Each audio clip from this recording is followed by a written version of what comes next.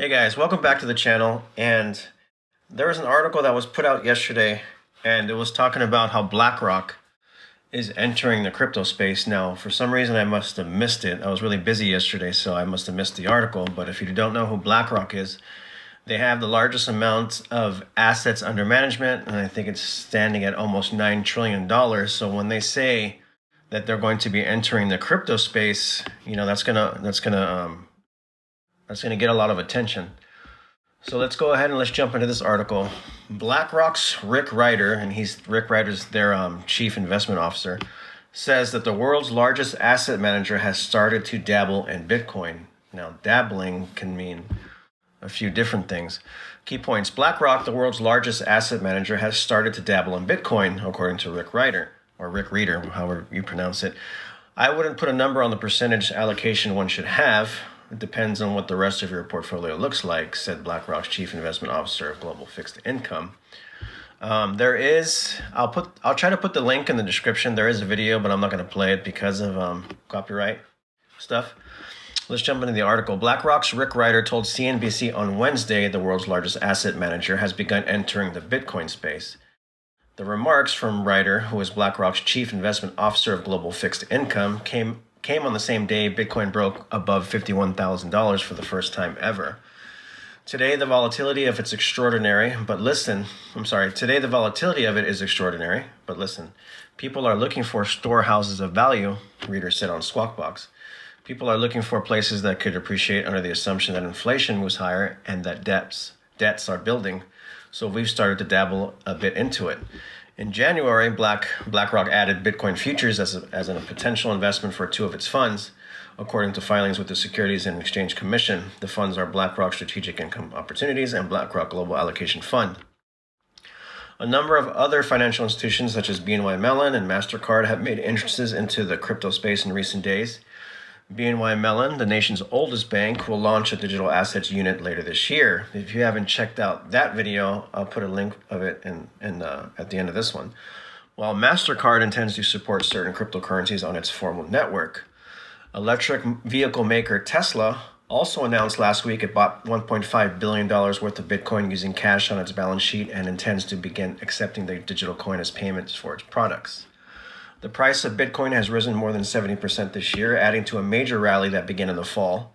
My sense is the technology has evolved and the regulation has evolved to the point where a number of people find it should be part of their portfolio, so that's what's driving the price up, Reider said.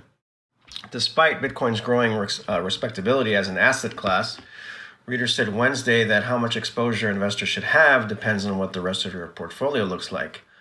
We're holding a lot more cash than we've held historically, he said. It's because duration doesn't work. Interest rates don't work as a hedge, and so diversifying into other assets makes some sense. Holding some portion of what you hold in cash and things like crypto seems to make some sense to me. It makes sense to me as well, but I wouldn't espouse a certain allocation or target holding. I think somebody keeps trying to ask him. I think they even asked him in the video, because I watched the video. How much would you say you should allocate? What percentage of your portfolio should you allocate to Bitcoin? And he doesn't want to answer it. New York-based BlackRock had $8.68 trillion of assets under management at the end of the fourth quarter. Wow, that is a lot of money. Reider, however you pronounce it, has spoken positively about the potential for Bitcoin before, telling CNBC in November that he believes it could take the place of gold to a large extent. He added, I think digital currency and the receptivity, particularly millennials' receptivity of technology and cryptocurrency is real. Okay, so he does say that he believes that Bitcoin could take the place of gold to a large extent. So I went ahead and I pulled the article from, I believe it was November of last year. This was published November 20th of last year, 2020. And this is off of the NASDAQ website. I'll try to put a link to this website, this article as well. And the title is BlackRock's chief investment officer says Bitcoin could replace gold to a large extent. The chief decision maker for where BlackRock, the world's largest asset manager, invests its funds, said Bitcoin could take the place of gold to a large extent because crypto is so much more functional than passing a bar of gold around. Now, this is crazy to read because, a guy who's in a traditional financial space is saying this about crypto. That's huge when people hear, guys like this talk like that. Speaking during CNBC's Squawk Box on Friday, BlackRock CIO of fixed income Rick Reider responded to a question asking if governments might try to regulate Bitcoin if its price keeps rallying. I think cryptocurrency is here to stay. I think it is durable, he said. Alongside central banks developing digital currencies, millennials' receptivity to technology and cryptocurrency is real. Digital payment systems is real as well, he said. Do I think it's a durable mechanism that could take the place of gold to a large extent? Yeah, I do, because it's so much more functional than passing a bar of gold around, Reider said. The CIO balanced that by saying he's not particularly a Bitcoin bull and doesn't include it much in business and corporate portfolios. Further, it's not clear if Bitcoin is worth its current price of over $18,000, he said.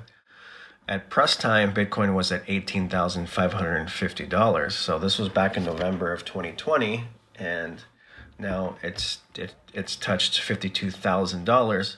So you can kind of see how his tune has changed.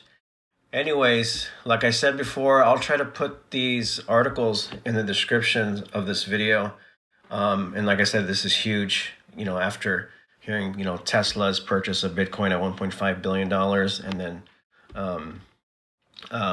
BNY Mellon entering the space this year, this just adds to the bulls. So that's it for this video, guys. I hope you enjoyed it. It was a quick video. Please like and subscribe, and I will see you in the next one.